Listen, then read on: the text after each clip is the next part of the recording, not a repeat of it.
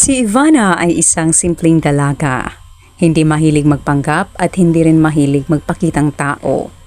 Pero nang inimbitahan siya ng best friend niyang si Kara sa isang malaking party na ginanap sa isang sikat na hotel, naisip niyang baka pagkakataon na ito para magsaya. Maganda naman siya, pero sa gabing yun, mas lalo pang kumislap ang kaniyang ganda. Ang suot niyang eleganting navy blue na dress ay nagbigay ng kakaibang aura ng sophistication na hindi niya inaasahan. Habang papasok sila sa venue, ramdam ni Ivana ang mga mata ng mga tao na nakatutok sa kanya.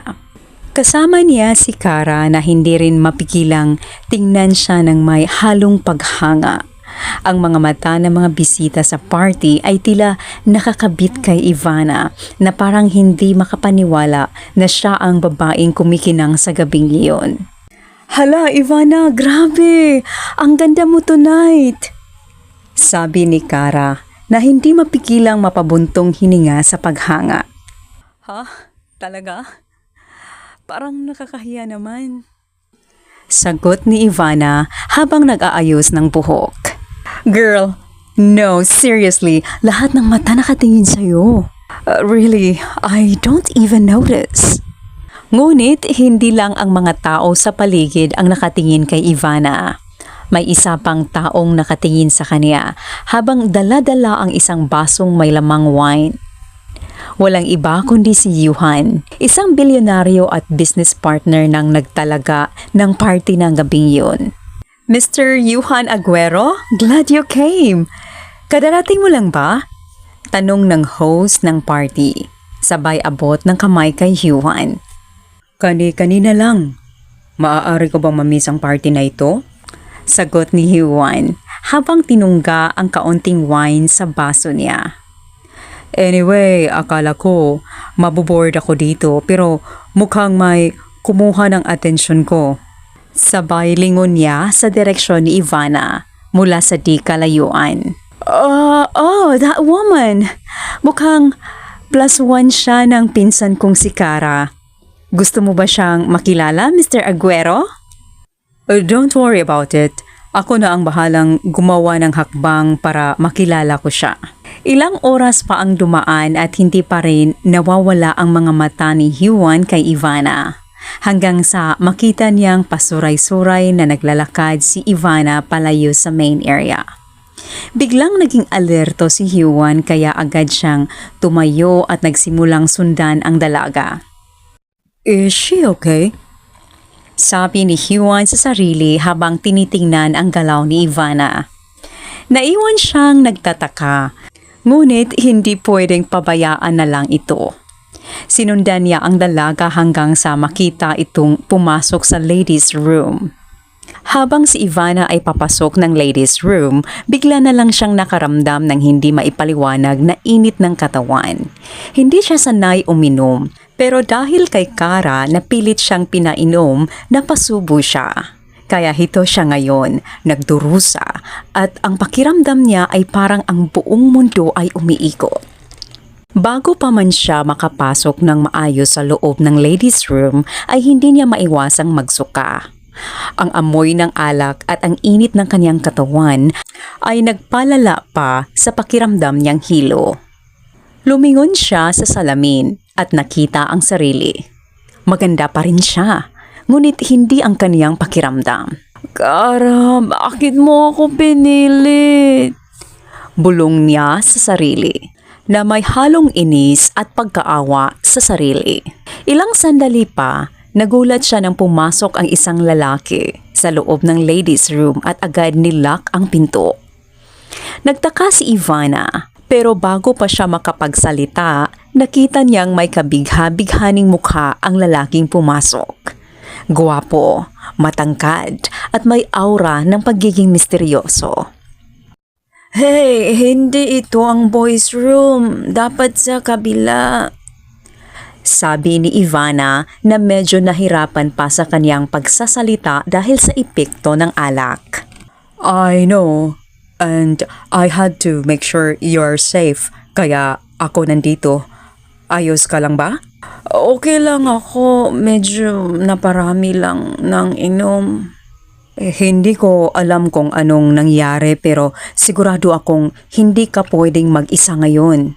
I'm fine, pero thanks, I guess.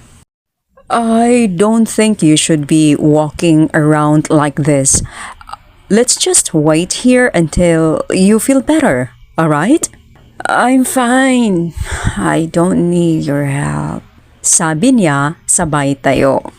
Pero dahil sa epekto ng alak, hindi pa rin siya matatag at nahirapan siyang maglakad. Nang makita niyang muntik nang mawala ng balansi si Ivana, agad siyang sumugod at mabilis na inabot ang katawan nito bago pa ito matumba. Dahil sa bilis ng kaniyang galaw, si Ivana ay nahulog sa mga braso ni Juan at naramdaman niya ang init ng katawan nito na nakadikit sa kaniya. Careful! Sabi ni Juan habang iniiwasan ang mga mata ni Ivana na nag-aalab ng konting init. Si Ivana na medyo nanghihina ay ngumisi na lang at tiningnan si Juan ng may malambing na mata. Alam mo, ang gwapo mo pala nang malapitan mo. Ang pula ng labi mo. Ano kayang lasa niyan? Nakangisi at pilya niyang saad sa binata. Nagkatinginan sila ni Juan at napansin ni Ivana ang pagtaas ng kilay ni Juan na parabang may kakaibang epekto ang sinabi niyang yon. That's a bold question. You've had a little too much wine, huh? Si Ivana na bahagyang natatawa ay muling umayos ng posisyon at nagsimulang maglakad. Ngunit nahirapan pa ring maglakad ng tuwid. Siguro nga, I guess I got carried away. Sabi ni Ivana na hindi maalis ang ngiti sa labi. Don't worry, I'm here to make sure you get home safely. Inalalaya ni Juan si Ivana palabas ng venue na medyo pasuray-suray pa rin habang tinutulungan siya papuntang parking lot. Ramdam ni Ivana ang mga mata ng mga tao na nakatingin sa kanila. Pagdating nila sa kotse, dahan-dahang pinuksan ni Juan ang pinto at pinasakay siya. Comfortable ka ba? Tanong ni Juan habang nilalagay ang seatbelt ni Ivana. Oo, okay lang. Sagot ni Ivana na bahagyang natatawa. Hindi siya sanay sa sitwasyong ito at ang init ng katawan niya ay may halo ng kakaibang pakiramdam na hindi niya maipapaliwanag. So, where do you live? I'll drop you off. Tanong ni Juan habang tinitingnan ang kalsada.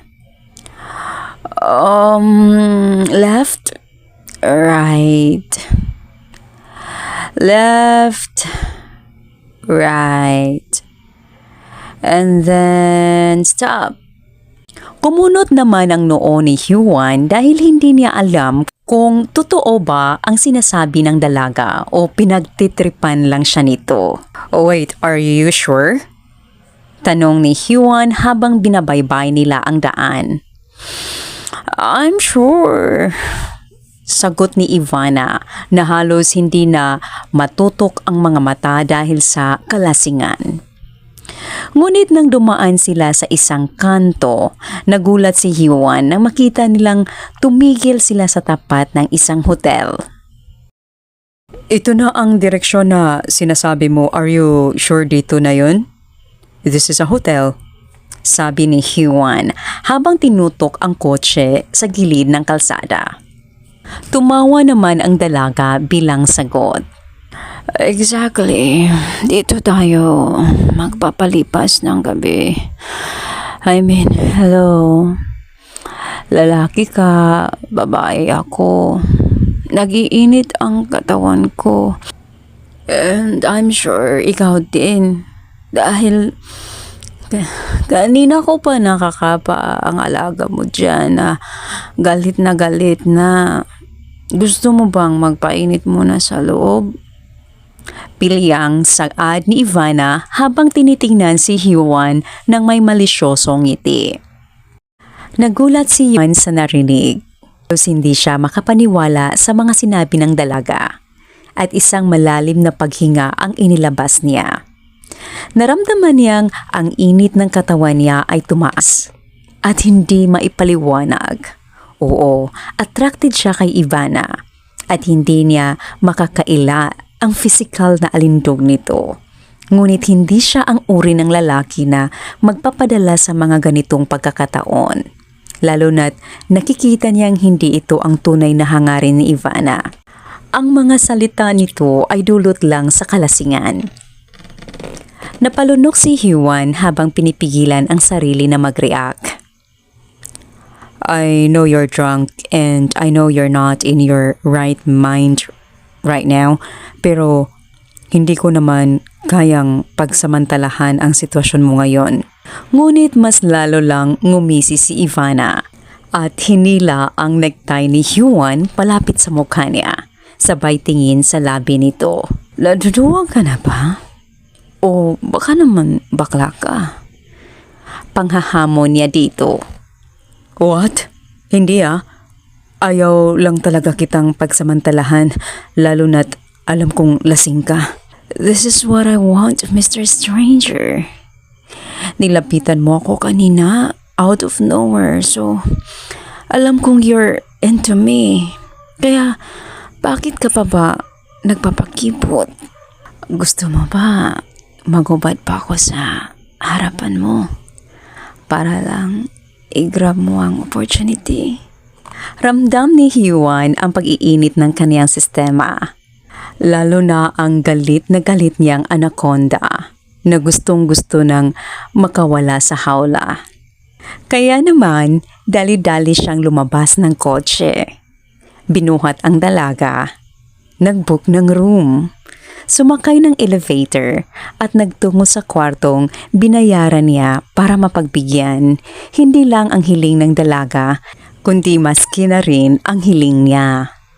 Pagpasok sa kwarto ay agad silang naghalikan. Mapusok ang halik na pinagsaluhan nila.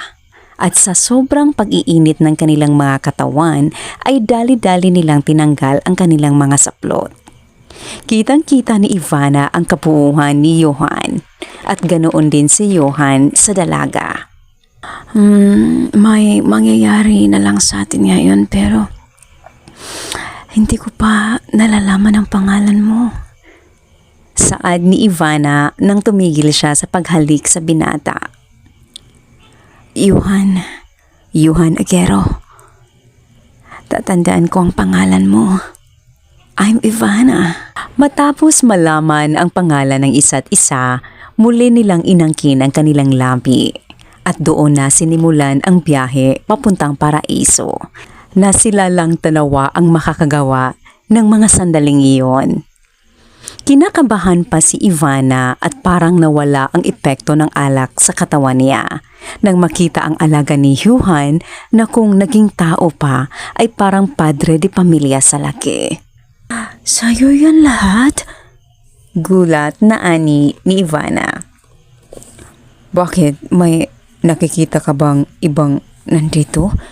Ako lang ang nasa harap mo, right? Ako lang ang nasa ibabaw mo ngayon, so kanino ba to?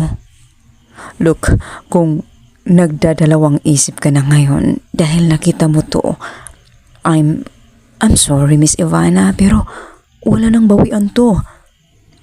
Nakahubad na ako. Nakita mo na ang kabuuan ko, kaya I want to end this tonight. So, brace yourself at papasok na si Hook. Pagkasabi niyon ay agad na ngang pinasok ni Yuan ang alaga niya sa dalaga. Napahalinghing naman si Ivana sa sakit dahil yun ang unang beses niyang makakaranas niyon. Wait, virgin ka pa? Hindi na, naipasok mo na eh. Ituloy mo na lang. Saad pa ni Ivana.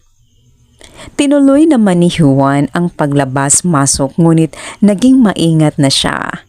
Lalo na't sobrang sikip ng daanan ng alaga niya ng mga sandaling iyon. Ngunit kalaunan ay sinagad na rin niya dahil na rin sa request ni Ivana. Kaya kapwa sila dalang-dala sa kanilang nararamdaman. Lalo na sa umuusbong na init sa kanilang mga katawan. Kinabukasan, nagising si Ivana na hindi lang ulo ang sumasakit, kundi buong katawan. Para siyang tinamaan ng truck at ang bawat galaw ay may kasamang kirot. Napapangisi pa siya habang iniisip ang weird niyang panaginip. Pero habang nagsisimula siyang magmulat ng mga mata, bigla siyang napahinto nang makita niya ang gwapong mukha ni Juan na natutulog sa kanyang tabi. Parang na-freeze ang oras at doon na niya natutop ang kanyang bibig nang mapagtantong hindi isang panaginip ang lahat ng nangyari kagabi, kundi totoo. Dahan-dahan niyang iniwas ang kanyang mga mata kay Juan at napansin niyang nakahubad ang isang bahagi ng katawan niya. Pati na rin si Juan na parang naguguluhan siya kung anong mga nangyari. "Oh my God, anong ginawa ko?" Tanong niya sa kanyang sarili. Habang nag-iisip, napansin niyang dahan-dahang gumalaw si Juan at unti-unting nagmulat ng mga mata. Tumingin siya kay Ivana at ngumiti ng mahina. "Good morning." Good morning. What happened last night?" Si Juan na medyo nakangiti ay tumingin kay Ivana ng seryoso. "It's alright, Ivana. I think we both need to talk about it, but let's take it slow." So, hindi lang isang panaginip ang nangyari sa ating dalawa kagabi? Totoo yun? Pati na ang Hulk na bumiyak sa Maria Mercedes ko? Yeah. Anong Maria Mercedes? Yung dadaanan ng bata. Well, I didn't know na may ibang tawag na pala dyan, but yeah, it was real at hindi yun panaginip. "Oh my gosh!" Sagot ni Ivana, sabay takip ng kumot sa kaniyang katawan. "Really? Ngayon pa?" Tanong ni Juan na medyo natatawa na. "Lights on tayo kagabi, kaya kitang-kita ko lahat sa'yo. Alam ko kung ilan ang nunal mo sa..."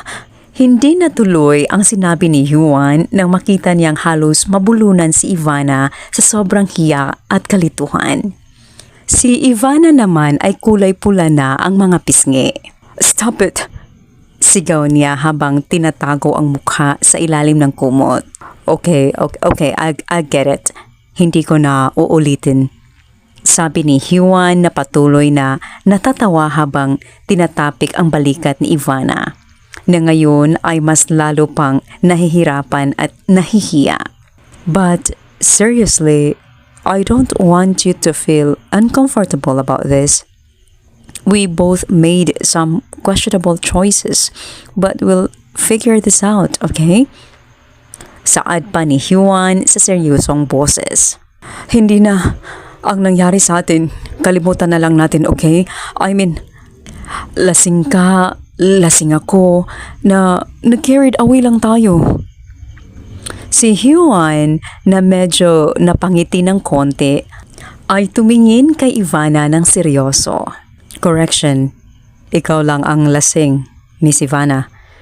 Ang nangyari, it was our choice. I mean, tinitrigger mo ako. Basta, kahit ano pang sabihin mo, kalimutan na lang natin, okay? Hindi naman na tayo magkikita ulit eh. Kaya, please lang. Shh, okay? Okay, if you wish. Wait, gusto mo bang ihatid kita sa inyo?" "Hindi na. Mag-iisip ako ng alibay sa biyahe, kaya please stay away from me." "Kaya mo bang maglakad? Napasobra yata tayo sa 6 rounds ka..." "Oh, shut up!" Sabi ni Ivana, sabay takip ng kaniyang mga tainga. at mukha niya'y pulang-pula na parang gusto niyang magtago sa ilalim ng kumot. I don't wanna hear it, okay? Dagdag pa niya. Okay, I'll shut up. I'm sorry if I made you uncomfortable. Basta, huwag mo akong susundan, okay? Umalis ka dito 30 minutes after kong umalis. Kuha mo ba? Yes, madam. Saad na lamang ni Juan at kunwaring sumaludo pa sa dalaga. Nahihirapan mang maglakad si Ivana pero pinilit pa rin niyang makaalis sa hotel na yon at makalayo sa lalaki. Habang nasa biyahe, sakay ng taxi pa uwi, hindi pa rin maalis sa isip ni Ivana ang mga nangyari kagabi. Patuloy siyang naiilang at nahihiya sa sariling nagawa. Lalo pat tandang-tanda niya ang lahat ng pinagsasabi niya kagabi sa binata, na ang buong akala niya'y isa lamang weird na panaginip. Pero bukod doon, isa pa sa pinoproblema niya ay ang kanyang tita, na tiyak nag-aabang na ngayon sa kanyang pag-uwi. Kaya naman, nag-isip agad siya ng alibay. Nang makalapit na siya sa kanilang bahay, ay nakaramdam siya ng kaba. Pagpasok niya sa bahay ay agad siyang sinalubong ng kanyang tita Carmen na tila nag-aalala. At saan ka galing? Saan ka natulog? Hindi naman overnight ang party, di ba? Hindi ka pa makontak. Sermon ng kanyang tita. Kila Kara po ako natulog, tita. Really? Tumawag na si Kara kagabi, asking if nakauwi ka na ba daw. Sa kaibigan pa po naming isa ni Kara. Doon po ako natulog, tita. Okay. Basta, be careful, Ivana. Hindi ko alam kung anong nangyari kagabi pero sana mag-ingat ka. Sabi niya, na halatang may pagdududa sa mga sinabi ng pamangkin. Ang tita Carmen niya na ang naging guardian niya simula pa man high school siya dahil maagang binawi ng Diyos ang buhay ng kanyang ina. Wala rin siyang kinilalang ama, kaya ang laki ng pasasalamat niya sa tiyahin dahil tinuring siya nitong sariling anak. Kinabukasan, pilit winawaksi ni Ivana sa kanyang isipan ang nangyari sa party at nagsimula ng maghanda para pumasok sa trabaho bilang guro. Habang naglalakad siya papunta sa faculty room, ramdam niyang parang may mabigat na nakadagan sa kanyang dibdib. Ngunit pinipilit niyang mag-focus sa trabaho. Pagpasok niya sa faculty room, agad siyang sinalubong ni Kara, ang matalik na kaibigan/katrabaho at ang kasama niya sa party. Uy, bruha! Bakit hindi ka pumasok kahapon? Tsaka, bakit bigla ka na lang nawala sa party, ha? Tumawag lang ako ng taxi para may hatid na kita pauwi, tas nawala ka agad. Saan ka ba galing, ha? Kara, kasi may hindi inaasahang nangyari. Napagod lang ako. Stay ako muna sa isang kaibigan ko. Pasensya na kung pinag-alala kita. Totoo ba yan? Kasi sa pagkakaalam ko, lubat ang phone mo at wala kang ibang kasama kundi ako. Pasuray-suray ka na ngang maglakad tapos nagawa mo pang makipag-communicate dyan sa kaibigan mong hindi ko kilala? Yung totoo. Totoo nga, nagkataon din kasi na nandun siya, hindi mo lang nakita. Ngunit tumaas lang ang kilay ng kaibigan habang nakatitig sa kanya. Bakit? Parang may tinatago ka. Seryoso? Alam mo, hindi mo kailangang magtago sa akin. Kung may nangyari, okay lang. Sabihan mo lang ako. Wala, Kara. Wala namang nangyaring masama, promise. Okay, basta kapag may gusto kang aminin, sabihin mo lang sa akin. O siya, mag-check-in ka na at magsisimula na rin ang klase ko. Sa'yo rin? Oo. Nauutal niyang sabi. Isang guro si Ivana sa isang private school. Kilala siya bilang magaling at matalinong guro. Hindi rin naiilang ang mga bata sa kanya dahil mabait siya at marunong makitungo sa mga ito. Pagpasok ni Ivana sa classroom, agad siyang nag-umpisang magtala ng attendance. Habang binabaybay ang listahan ng mga pangalan ng mga estudyante, napansin niyang absent na naman si Tim. Lumingon siya sa paligid at tumingin sa mga gamit ng estudyante. At doon nga, nandoon ang bag ni Tim. Kaya't mabilis na pumasok sa isip ni Ivana na nagkating class na naman ito. Hindi na rin nagdalawang isip si Ivana na lumapit sa principal matapos ang klase. Gusto niyang makausap ang mga magulang ni Tim, lalo na't hindi niya maiwasang mag-alala ng paulit-ulit sa pag-absent nito. Habang naglalakad papunta sa opisina ng principal, nag-iisip siya kung anong sasabihin niya sa mga magulang ni Tim. Pagdating niya sa opisina ng principal, agad siyang sinalubong ni Principal Reyes. "Good afternoon, Miss Ivana. Anong may tutulong ko sa'yo?" Tanong ng principal. "Good afternoon po, Principal Reyes. Gusto ko sanang makausap ang mga magulang ni Tim. Isa sa mga estudyante ko. May mga araw siyang hindi pumapasok at nag-aalala na ako." Tiningnan siya ng principal ng mabuti at sumagot. Tim, I've heard about his absence before. Let me just confirm their contact information." Tumayo si Principal Reyes at nagbukas ng computer upang suriin ang records ni Tim. Pagkatapos ng ilang minuto, nagsalita ulit si Principal Reyes. "I'll go ahead and send them the information about the situation. I'm sure they'd appreciate your concern." "Salamat po. I just want to make sure everything is okay with him. Sana po magkausap kami." "Don't worry, Miss Ivana. We'll make sure to reach out to them. You're doing the right thing. Just keep doing your best as a teacher." Sagot ni Principal Reyes. Nagpasalamat naman agad si Ivana at lumabas na ng opisina. Kinabukasan, maagang pumasok si Ivana sa eskwelahan. Alam niyang ito na ang araw na makakausap niya ang mga magulang ni Tim. Gusto niyang personal na malaman ang sitwasyon ng kaniyang estudyante. Kaya't handa na siyang harapin ang anumang usapan. Habang papalapit siya sa opisina ng principal, unti-unti siyang kinakabahan, ngunit determinado. Pagdating niya sa opisina, binuksan niya ang pinto at tumingin sa paligid. Ngunit ganoon na lamang ang pagkagulat niya nang ang nakita niyang naroon ay walang iba kundi si Yuhan. Ang lalaking naka one night stand niya ilang gabi na ang nakalipas. Nanlaki ang mga mata ni Ivana at tila tumigil ang oras.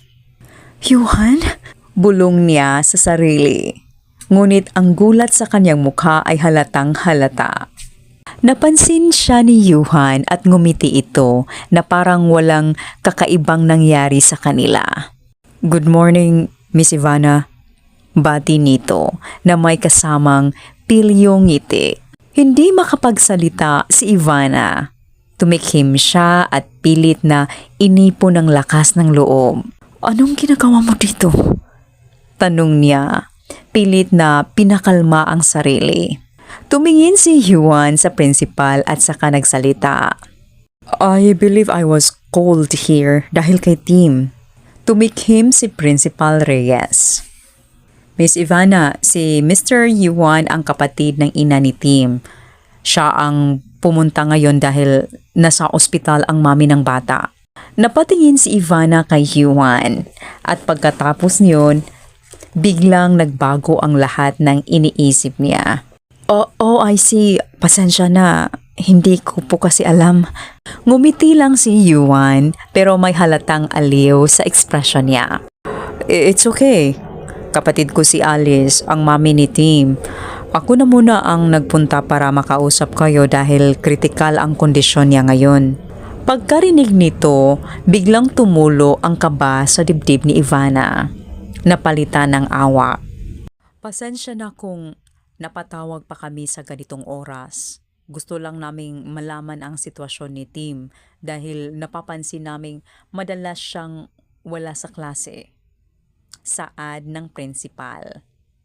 Umupo silang tatlo at ilang sandali pa dumating si Tim. Halata sa mukha ng bata ang bigat ng dinadala. Nang magsimula silang mag-usap, tahimik na nakikinig si Ivana. Ano ang nangyari, Tim? Bakit hindi ka pumapasok sa klase? Tanong ni Principal Reyes. Bahagyang yumuko si Tim bago sumagot. Pasensya na po. Wala lang po ako sa focus sa school. Nahihirapan po kasi ako. Lagi akong nag-aalala kay mami. Sobrang lala na po kasi ng sakit niya. Lagi po akong pumupunta sa simbahan para magdasal na gumaling siya. Natahimik si Ivana at ang principal sa sagot ng bata. Napatingin si Yuhan sa pamangkin at marahang hinawakan ang balikat nito. Tim, naiintindihan namin ang pinagdadaanan mo. Pero, kailangan mo magsabi. Hindi mo kailangang suluhin ang lahat. Isa pa, inaalagaan ko si mami mo, right? Diba? Next week, dadalhin ko siya sa ibang bansa para doon magpagaling. Tito, can I come too? Gusto ko po sana tabi ako ni mami while nagpapagaling siya. Ayaw ko po dito mag-isa. Napabuntong hininga si Yuhan, halatang naaawa sa bata pero nananatiling matatag. Hindi pwede, Tim. Kailangan mo munang mag-focus sa school, okay? Ako na ang bahala sa mami mo, tsaka kasama mo naman si Yaya, di ba? Biglang yumuko si Tim. Pinipigil ang luha. Tito, sinasaktan po ako ni Yaya. Nanlaki ang mata ni Yuhan sa narinig. What? At bakit hindi mo sinabi sa akin? Kailan pa yan? Bago pa makasagot si Tim, tumikhim si Ivana. Halatang hindi na mapigilan ang sarili. Baka naman kaya hindi nagsasabi ang bata sa'yo dahil you're so busy with other things. Sarkastikong sagot ni Ivana. May sakit pala ang mami niya, so ikaw temporarily ang guardian ni Tim ngayon. Bakit hindi mo alam ang nangyari sa buhay niya? Dagdag pa nito. Tila natigilan si Yuhan sa sinabi ni Ivana. Ngunit ilang saglit lang ay tumitig ito sa dalaga. Excuse me, Miss Ivana. Kababalik ko lang galing ibang bansa. I had to leave my business there kasi may sakit ang mami ni Tim. Ang ate ko, ako ang nangangasiwa ng kumpanya niya habang naka-bedrest siya. I have my own life too. At hindi ako sanay sa ganitong sitwasyon. Do you think makakapag-adjust ako ng basta-basta? In just 2 weeks of being here? Hindi agad nakasagot si Ivana, pero hindi rin siya nagpatinag. Tumayo siya ng diretso at itinukod ang mga kamay sa mesa. Mr. Aguero, hindi ako nagmamalinis, pero kung magiging guardian ka, kahit gaano kahirap, kailangan mong alamin ang sitwasyon ng bata. Huwag mong iasa lahat sa Yaya. At kung sinasabi niyang sinasaktan siya, bigyan mo naman ng pansin. Napabuntong hininga si Yuhan, tila napaisip sa sinabi ng guro. Tumango siya ng marahan at nilingon si Tim. Pasensya ka na, Tim. Hindi ko alam pero promise, I'll fix this. Aayusin ko lahat para sa'yo at sa mami mo. Nag-init ang mga mata ni Tim habang tumutulo ang luha niya. Thank you, Tito. Pumasok si Tim sa klase ni Ivana kinahapunan. Tahimik ang bata, ngunit ramdam ni Ivana ang bigat ng dinadala nito. Nagbigay siya ng simpleng ngiti bilang pagpapakita ng suporta bago itinuloy ang aralin. Good to see you today, Tim.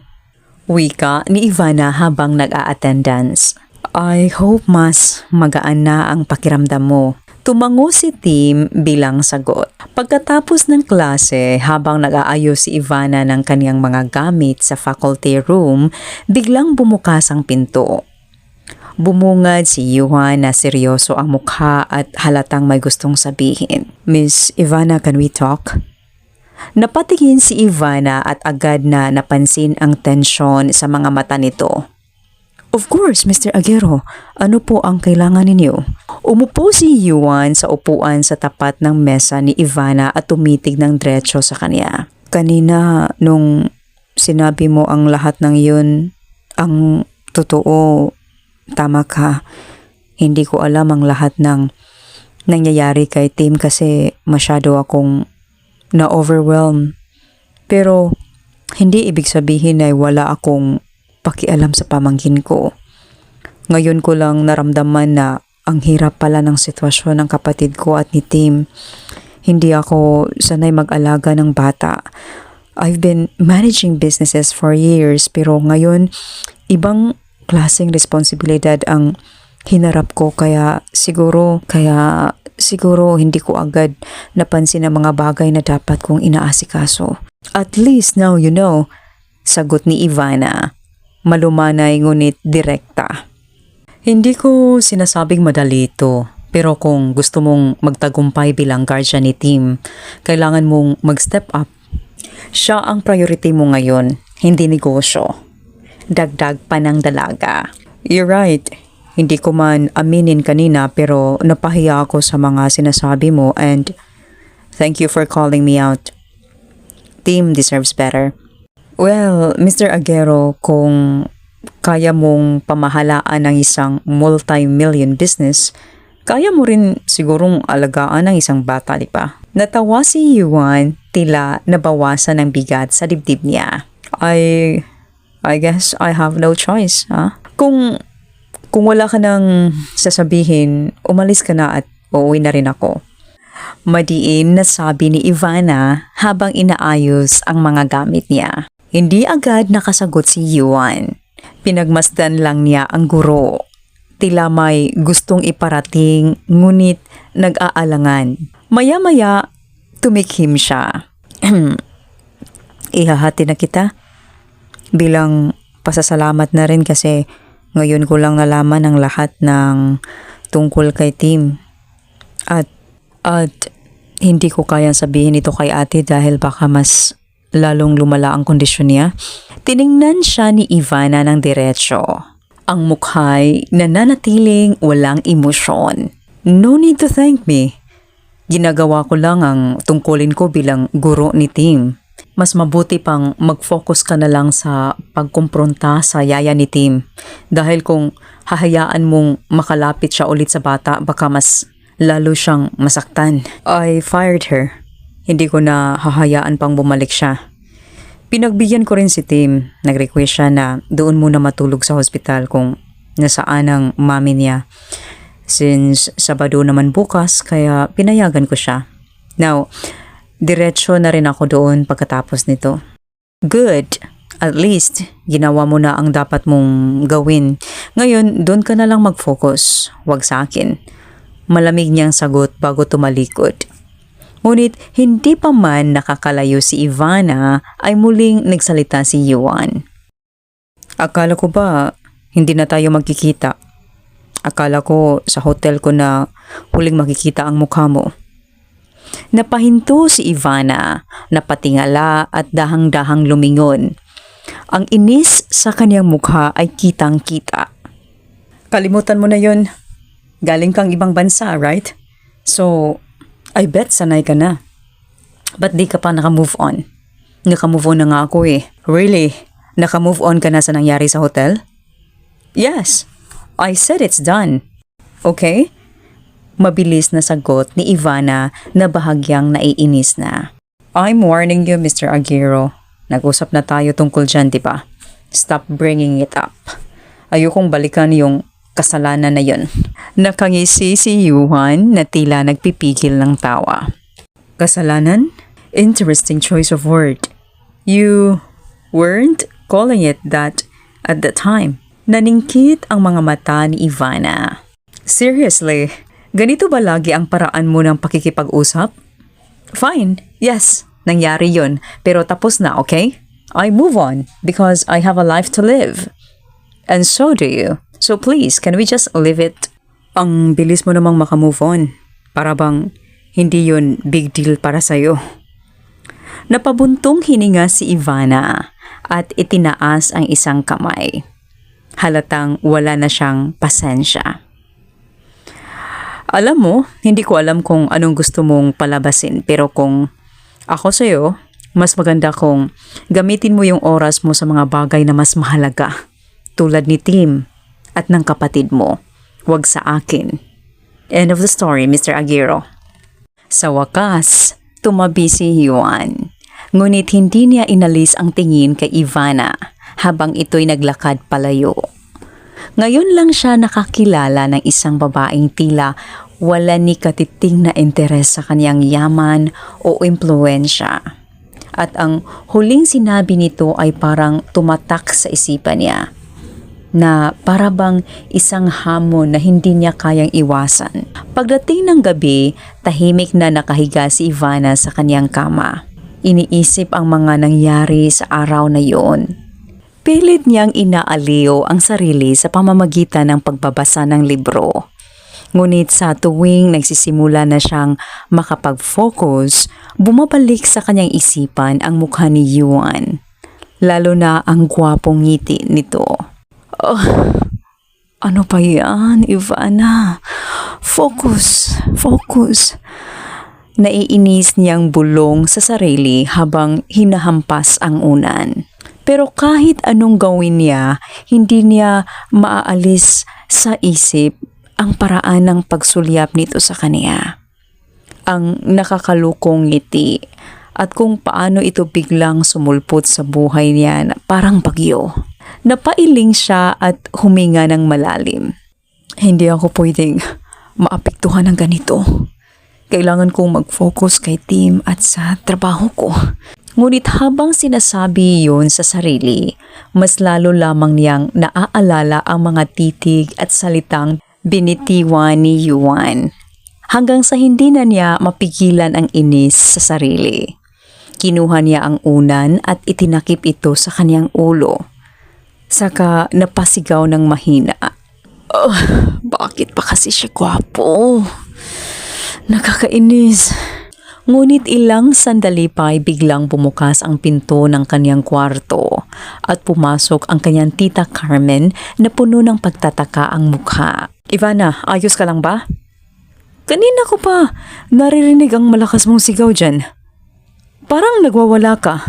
Nagulat si Ivana. Mabilis na bumangon mula sa kama at pilit na ngumiti. Wala. Tita, exercise lang sa bunganga para sa lecture ko sa Lunes. Napataas ang kilay ni Tita Carmen habang nakapamaywang.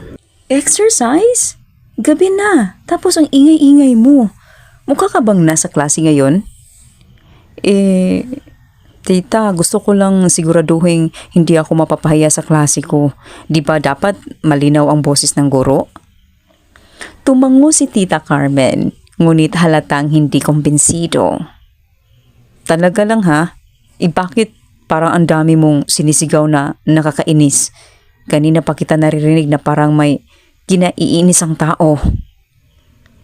Ano kasi, tita, yung estudyante ko, si Tim. Oo siya, naiinis ako kasi parang wala siyang motivation sa school.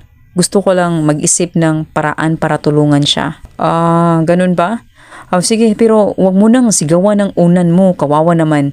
At wag kang masyadong magpuyat. Kailangan mong magpahinga para maging fresh ka bukas. Ngumiti si Ivana at tumango. Yes, tita. Thank you. Anyway, may bisita ka sa baba. Yuhan Aguero ang pangalan? Si Yuhan? Biglang sambit ni Ivana na halos tumalon na sa kama.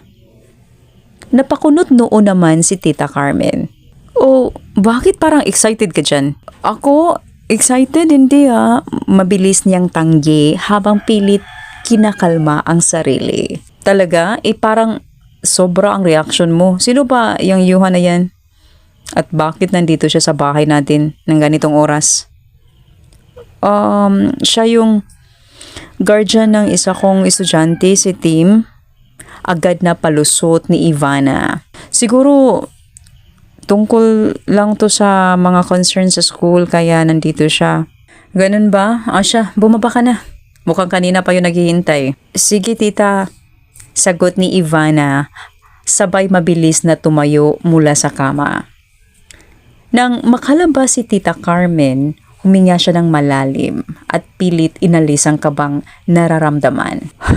Okay, Ivana. Kalma lang. Guardian lang yan ni Tim. Wala kang dapat ikakaba. Bulong niya sa sarili habang inayos ang buhok at damit. Ngunit kahit anong sabihin niya, hindi niya maipagkakaila ang mabilis na tibok ng kanyang puso habang pababa siya sa hagdan. Pagdating sa sala, tumambad sa kanya si Yuhan na nakaupo sa sofa. "Good evening, Miss Ivana." Nakangiting wika ni Yuhan dito. Napalunok si Ivana. "Good evening, Mr. Aguero. Anong ginagawa mo dito?" Naistorbo ba kita?" "Medyo. Pero ano nga bang sadya mo dito? At paano mo nalaman ang address ko?" "Nagtanong ako sa principal. Actually, una ko siyang kinausap kanina. And now it's your turn." Kinakabahan naman si Ivana pero hindi siya nagsalita. "Pinag-isipan ko tong mabuti and I've decided na itigil muna si Tim sa pag-aaral sa ngayon. Maybe mag-homeschooling na lang siya next year. Isasama ko siya sa ibang bansa dahil ayaw niya talagang maiwan dito. Gusto niyang sumama sa mami niya habang nagpapagaling." "So, ibig sabihin, aalis ka na rin. Paano naman ang adjustment ni Tim? At paano naman ang biglaan niyang pagliban sa klase? Alam mong hindi madaling mag-homeschool, lalo na kung may pinagdadaanan ng bata."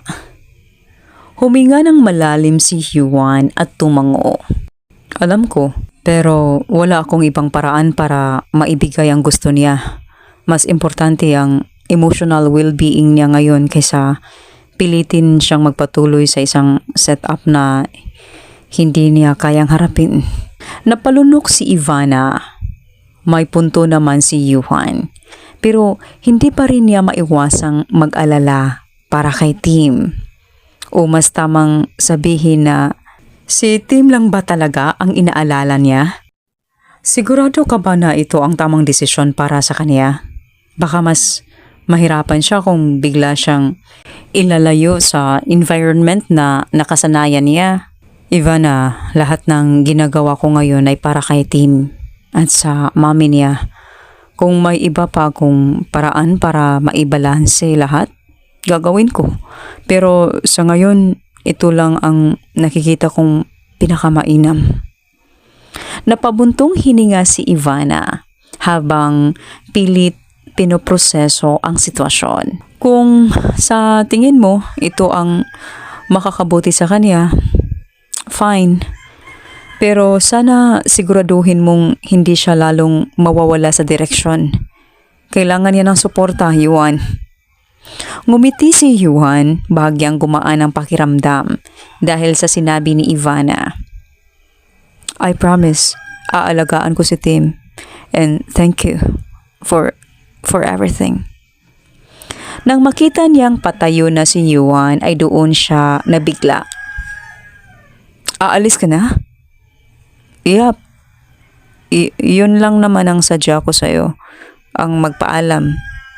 I have to go," sagot ni Yuan habang naglalakad patungo sa pintuan. Nang makalabas si Yuan, hindi mapakali ang sistema ni Ivana, kaya agad-agad niya itong sinundan papuntang gate. "Wait, Yuhan!" Sigaw ni Ivana na agad namang pinansin ni Yuan at humarap sa kanya. "Yes? Ilang taon kayo dun?" Ngumisi naman si Yuan sa narinig. Parang naaaliw sa tanong ni Ivana. "Hindi ko lang sure, pero uuwi naman ako dito eh. Dahil nandito pa rin naman ang kumpanya ni ate. I'm responsible for this, kaya uuwi ako para mag-monitor." Okay."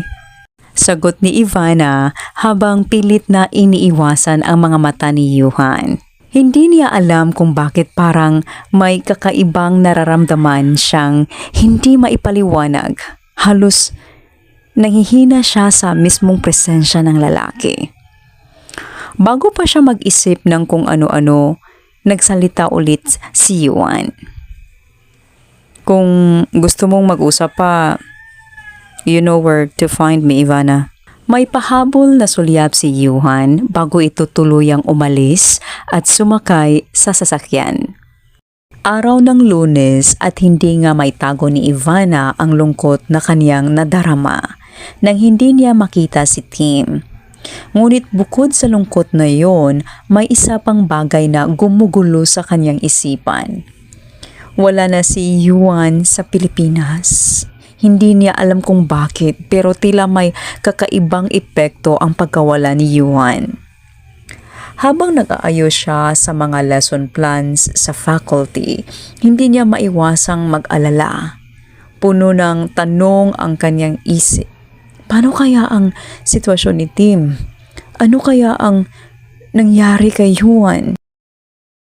Hindi siya sigurado kung may karapatan pa siyang magtanong, ngunit patuloy pa rin siyang nahihirapan sa pakiramdam. Nang mapansin naman ni Kara ang kanyang malungkot na aura, hindi ito nakapagpigil at nagtanong na, "Ivana, okay ka lang ba? Parang may bigat kang pasan-pasan today ah." Tanong ni Kara, sabay abot ng isang tasa ng kape kay Ivana. Okay lang naman," sagot ni Ivana. Ngunit hindi nito maitago ang pag-alalang nararamdaman. Yung estudyante ko kasing isa, nagpaalam na at gustong sumama sa ibang bansa habang nagpapagaling ang mami niya. Kawawa naman din kung hindi siya sasama dahil hindi naman din sure kung gagaling pa ba ang mami niya. I'm praying na sana gumaling. Nabalitaan ko nga yun. Anyway, bukod doon, usap-usapan din ng mga teachers ang gwapong tito ni Tim. Gwapo ba talaga? Tanong ni Kara sabay kindat. Kara, may sasabihin ako pero atin-atin lang to ah. Nag-atubili si Ivana. Ngunit nang makita niyang seryoso si Kara ay nagpasya siyang magsalita.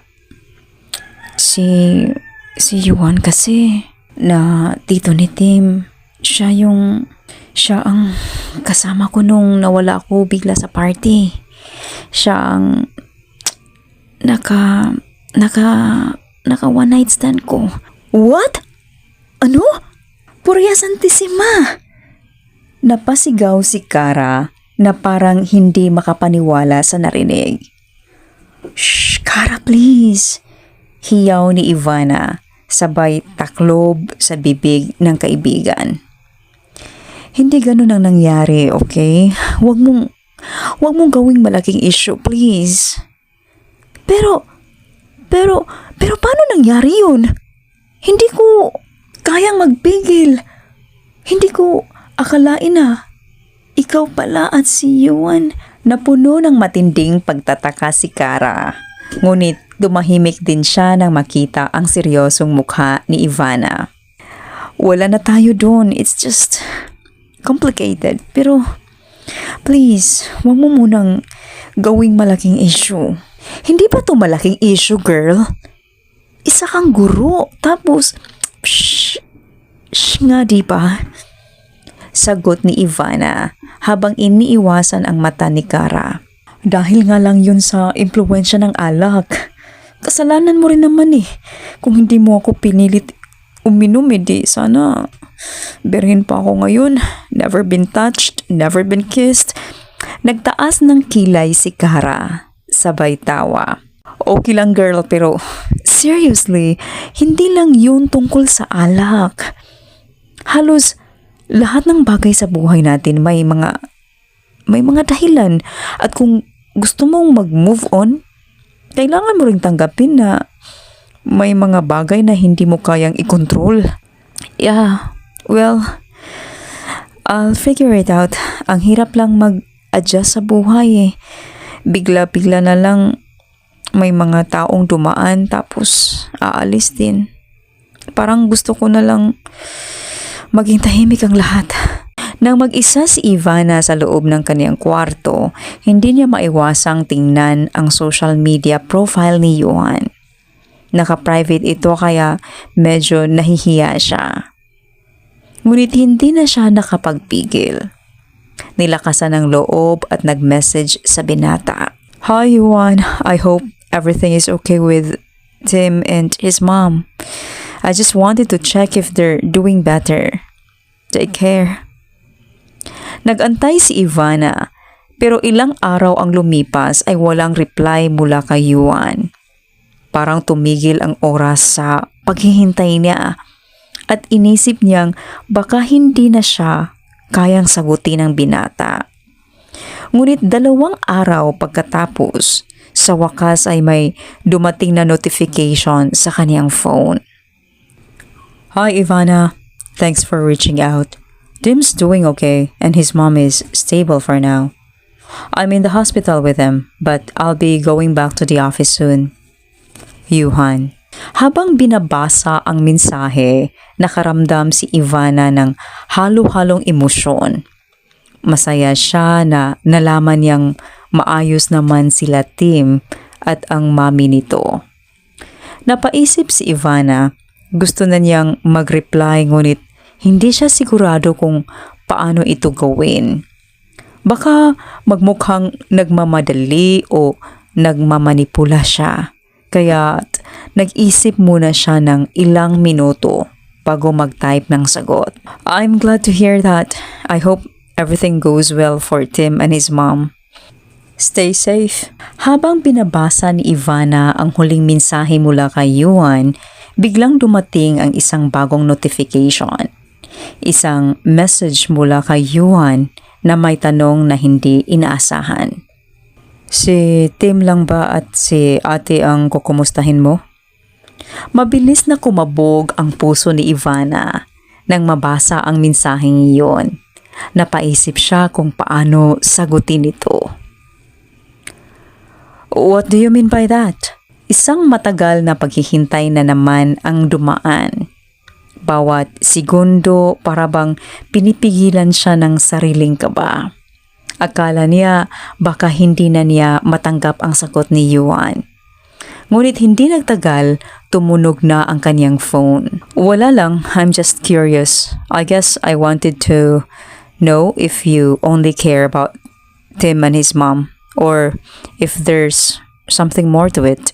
I care about Tim, of course. He's a good kid. Pero tungkol sa ibang bagay, I don't know if it's something we should talk about. It's complicated. Pindot. Pagkatapos nito, nagdulot ng katahimikan ang kaniyang cellphone. Naghihintay siya ng sagot. Ngunit ang bawat segundo ng paghihintay ay mas lalong nagpapabigat sa kaniyang dibdib. Lalo na nang hindi na talaga sumagot si Yuan.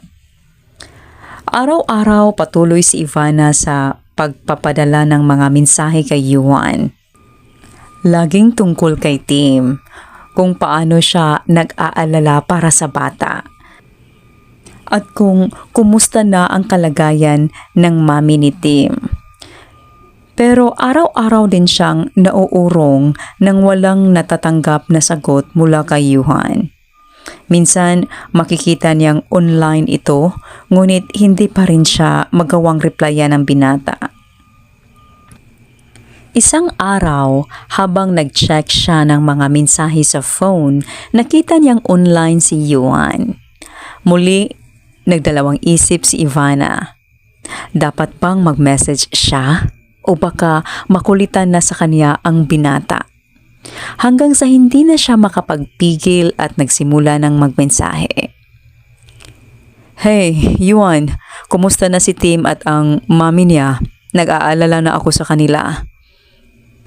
Matapos magpadala ng mensahe, naghintay siya ng sagot. Nagdaan ang mga minuto, mga oras, ngunit wala pa ring reply. Isang umaga, nagising siyang hindi maganda ang mood niya. Dahil wala pa rin siyang natatanggap na reply mula kay Yuan. Kaya naman naiinis siyang naglalakad papunta sa gate ng paaralan habang dala-dala ang cellphone. Fine, kung ayaw mo mag-reply, hindi wag. Ano ka, gold? Bahala ka rin. Maktol niya. Papasok na sana si Ivana sa gate ng paaralan nang may magsalita sa likuran niya. Bahala agad? Hindi ba pwedeng nagtatampo lang dahil laging si Tim at si Ate lang ang kinakamusta mo? Kumabog ang dibdib ni Ivana. Agad siyang lumingon at nakita si Yuan na nakatayo, nakangiti at parang mas lalo pang gumwapo. Kahit 4 na buwan lang hindi nagkita. Yuhan? Mahinang wika ni Ivana. Sabay kiskis ng mata, hindi makapaniwala sa kanyang nakikita. Ngumiti si Yuhan at naglakad palapit sa kanya. Bakit? May problema ba na hindi kita sinasagot? Ba't ikaw hindi mo ako kinukumusta? Nakangising tanong ni Yuan sa dalaga. Nagkibit balikat si Ivana at nagkunwaring may galit pa. Hindi. Walang problema yun. Okay lang. Okay lang? Tanong ni Yuan na tumatawa ng bahagya. Sige, pag ako umalis, hindi na ako babalik. Baka hanapin mo pa ako. Naramdaman ni Ivana ang panginginig ng puso niya at ang isang biglaang kaba. Natakot siya, hindi dahil sa mga salitang iyon, kundi dahil sa takot na mawala ng pagkakataon na muling makausap ang binata. Kaya naman, hindi na nakapagpigil si Ivana. Mabilis niyang niyakap si Yuan ng mahigpit na parang hindi na niya kayang palampasin ang pagkakataon. Huwag ka na kasing aalis. Napangiti naman si Yuhan. After makalabas ni ate sa hospital, I'll be here for good. Anyway, sa akin na daw talaga ang kumpanya ni ate dito. And ang business ko naman dun, siya na ang mamamahala after niyang gumaling. Ayaw na niyang bumalik sa Pilipinas and so as Tim. So, doon na sila.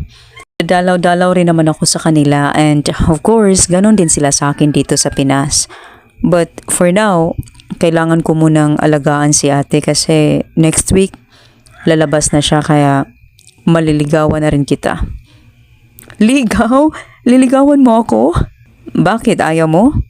Well, pwede namang kasal na agad para makarami tayo. What do you think? Napataas ang kilay ni Ivana. Pero hindi niya maitago ang pagngiti. Kasal agad? Parang ang bilis naman yata ng mga pangyayari, Mr. Aguero. Hindi ka pa nga naniligaw, kasal na agad ang iniisip mo. Nakangisi si Yuan at nagpakawala ng mapang-akit na tingin. Well, praktikal lang ako. Pwede namang ligawan mo na kita habang kasal na tayo. 2 birds in 1 stone, di ba? Napailing si Ivana pero ramdam niyang unti-unting gumagaan ang kanyang loob. Ang kapal din ng mukha mo, no? Pero, teka, sigurado ka ba dyan? Paano kung mabaliw ka sa akin pagkatapos ng ilang buwan? Baliw na nga ako sa iyo, Ivana. Alam mo bang 4 na buwan kitang iniisip?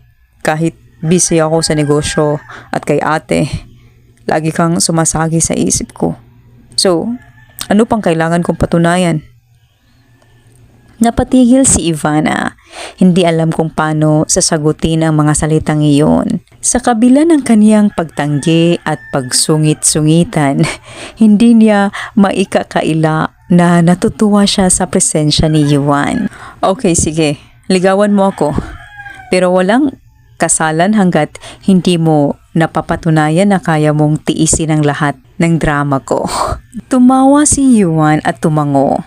Challenge accepted. Pero tandaan mo, Ivana, kapag ako ang nanligaw, wala nang atrasan. Ready ka na bang tumanggap ng lalaking baliw na baliw sa'yo? Ngumiti si Ivana at sa unang pagkakataon, naramdaman niyang baka tama lang na bigyan ng pagkakataon ang kanilang kwento. Bahala ka kung gusto mong maligaw ng landas dito sa buhay ko. Biro niya. Sabay irap kay Yuhan. Kung maliligaw ako, edi sa puso mo na lang. At para walang tanong-tanong, official na. Simula ngayon, maniligaw mo na ako. Biglang bumilis ang pintig ng puso ni Ivana. Pero nagpigil siya ng reaksyon.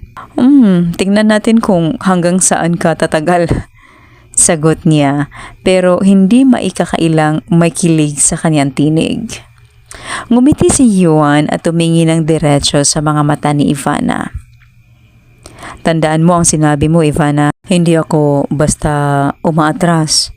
At higit sa lahat, wala nang hihigit pa sa isang lalaking desididong makuha ang tiwala at puso mo. Hindi na nakapagsalita si Ivana. Sa unang pagkakataon, naramdaman niyang baka ang pagdating ni Yuan sa buhay niya ay hindi aksidente, kundi isang bagay na pinlano ng tadhana.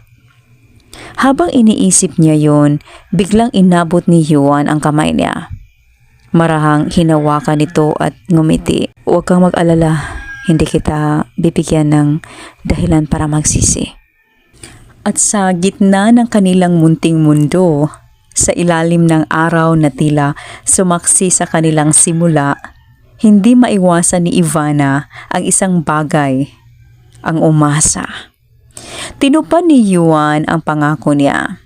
Nang makalabas ang kanyang ate sa ospital at masigurong maayos na ang kalagayan nito, bumalik siya sa Pilipinas hindi lang para pamahalaan ang iniwang kumpanya kundi para simula ng matagal na niyang plano, ang panliligaw kay Ivana.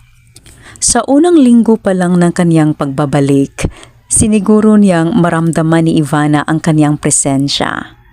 Nagpapadala siya ng mga bulaklak sa faculty room na may kasamang note na nagsasabing para sa pinakamagandang guro sa paaralan. Siyempre, ikaw yon. Hindi alam ni Ivana kung matatawa o kikiligin pero agad niyang itinatago ang bulaklak bago pa ito mapansin ng mga kasamahan niya. Isang gabi naman habang nasa bahay siya, may nag-doorbell sa kanilang gate. Pagbukas niya, bumungad si Yuan na may dalang paborito niyang milk tea at cake. Anong ginagawa mo dito? Sabi mo kasi tingnan natin kung hanggang saan ako tatagal, di ba? Ito na, sinisimulan ko na. Sagot ni Yuan na may pilyong ngiti. Talaga ba? Bakit parang ang bilis mo namang gumalaw? Hindi pa nga ako nagbibigay ng go signal eh. Biro ni Ivana. Ano pa pang signal ang kailangan ko? Green light na yan sa mga mata mo. Sagot ni Yuan habang inaabot ang dala niya. Hindi na napigilan ni Ivana ang matawa. Sige na nga, papasukin kita. Pero sandali lang may trabaho pa akong gagawin. Sige lang, kaya kitang hintayin. Sanay na akong maghintay eh. Ani Yuan habang sumusunod sa kanya papasok. Lumipas ang ilang buwan ng masugid na panliligaw ni Yuan kay Ivana, hindi nito sinayang ang bawat pagkakataon para ipakita kung gaano siya kaseryoso at kung gaano niya pinahahalagahan ang dalaga. Kahit abala siya sa kumpanya ng kaniyang ate, sinisiguro niyang may oras pa rin siya para kay Ivana. Kahit simpleng coffee date o paghatid ng bahay matapos ang trabaho. Hanggang isang gabi habang nagdi-dinner sila sa isang magandang restaurant, nagulat si Ivana nang biglang inilabas ni Yuan ang isang maliit na kahon mula sa kanyang bulsa. Bakit may kahon? Ano yan? Tanong ni Ivana na halata ang kaba sa boses. Ngumiti si Yuan at marahang binuksan ang kahon na naglalaman ng isang pares ng eleganting hikaw. Relax ka lang, hindi pa ito singsing. Hindi pa kita masyadong pinipressure, okay? Napatawa si Ivana sa narinig. Akala ko pa naman kung ano na. Inaamin ko, gusto kong tanungin kita ng higit pa. Pero alam kong kailangan mong maramdaman na sigurado ako at sigurado ka rin. Kaya bago pa tayo tumungo sa susunod na kabanata, gusto ko lang itanong. Itinabi ni Yuan ang kahon at hinawakan ng kamay ni Ivana. Pwede ba kitang maging girlfriend, Miss Ivana? Hindi agad nakapagsalita si Ivana. Tila nakatitig lang siya sa binata. Pilit itinatago ang kilig na nararamdaman. Ngunit sa kabila ng kanyang formal na mukha, hindi maitatanggi ang pamumula ng kanyang mga pisngi.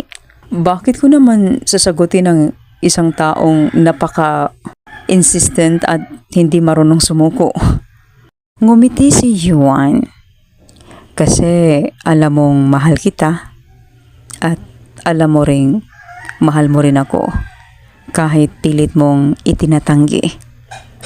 Napabuntong hininga si Ivana pero sa dulo ay ngumiti rin siya. Fine, oo Yuan, tayo na. Biglang sumilay ang pinakamalaking ngiti sa mukha ni Yuan. Agad niyang hinawakan ang magkabilang kamay ni Ivana at tiningnan ito ng seryoso. Salamat Ivana, pangako, gagawin ko ang lahat para maging masaya ka.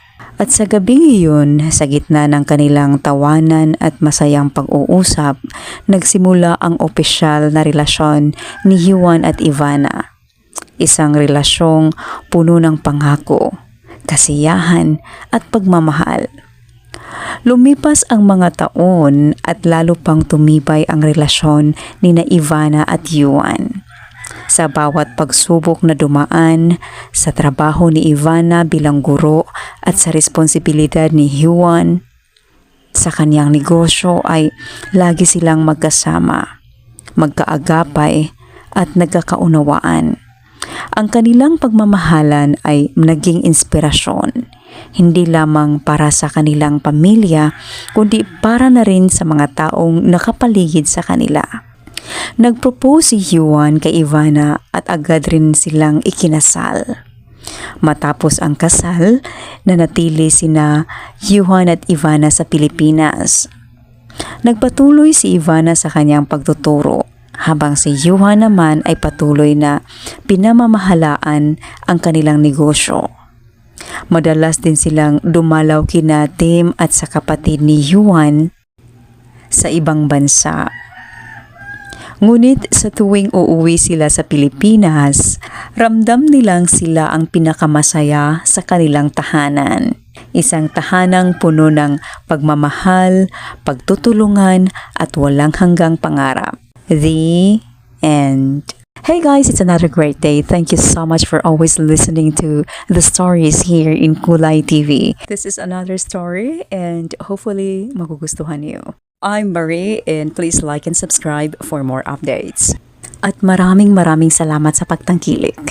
Until next time, thank you so much. Bye. Take care. Okay mga kakulay, sana nagustuhan niyo ang istoryang ito. Ang ganda, right? Maraming salamat po sa pakikinig here sa Kulay TV. We have more beautiful stories to come. So kung hindi kayo na-notify kapag may bagong upload tayo, just go visit Kulay TV channel. Makikita lahat ng uploads under video category. Alright, thank you to our writer, Regine. Thank you to our narrator, Miss Marie. This is Ethel McMenamin, Kulay TV creator, saying, bawat buhay ay may kulay. Thank you and take care. Daghan kayong salamat. See you sa next story.